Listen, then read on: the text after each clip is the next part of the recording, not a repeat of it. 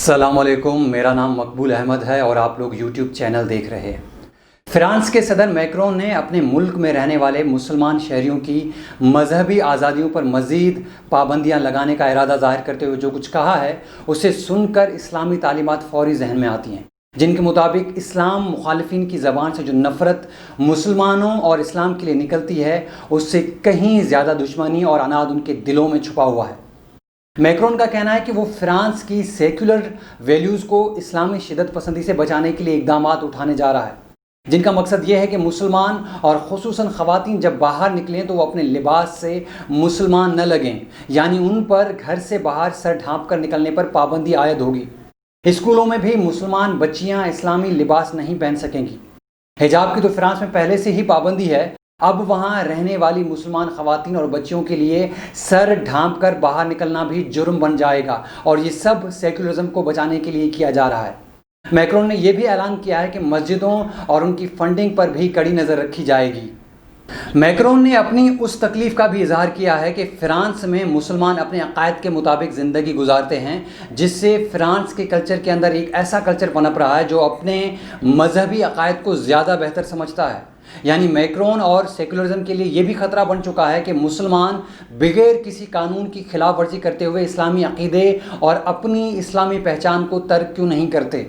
Macron ने यह भी कहा है कि इस्लाम को दुनिया भर में क्राइसिस का सामना है। अपनी दिल की भड़ास तो मैक्रोन ने निकाल दी है और अपनी इस्लाम मुखालिफ चालों से भी आश्कार कर दिया है, लेकिन हम तो जानते हैं कि कितनी ही चालें ये सब इस्लाम के ख़िलाफ़ चल लें, लेकिन एक तदबीर हमारे रब की है और यकीनन अल्लाह ताला की तदबीर के सामने सब चालें नाकाम हो जाती हैं।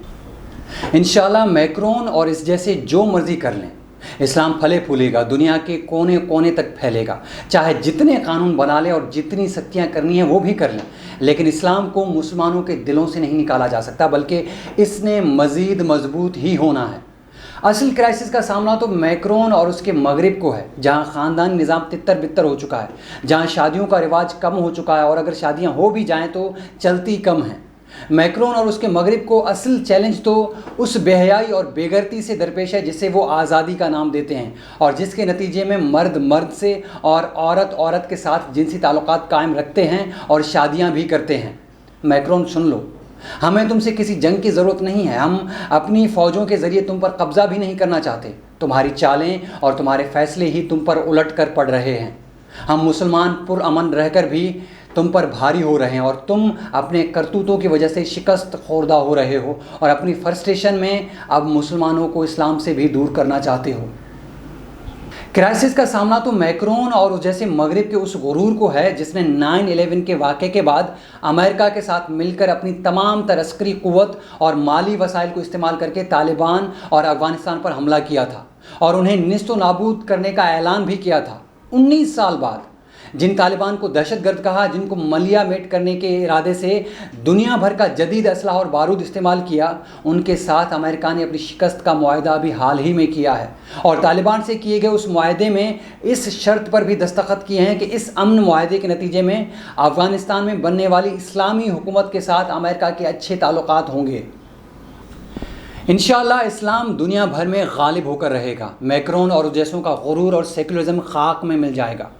वैसे अपने देसी लिबरलों से एक बात पूछना थी कि एक तो उनके तरफ से फ्रांसीसी सदर के बयान पर कोई ट्वीट्स, कोई मुजाहरा, कोई एहतजाज सामने नहीं आया, और दूसरा क्या वो उसी सेकुलरिज्म के लिए इस्लामी इक़दार और इस्लामी तालीमात को भुला बैठे हैं जिसका इजहार हम फ्रांस और भारत में देख रहे हैं, जिसका इजहार ट्रंप ने कई बार मुसलमानों के ख़िलाफ़ बात कर के साबित किया है। ऐसा लगता है जैसे देसी लिबरल्स की ज़बानें तो गंग होकर रह गई हैं।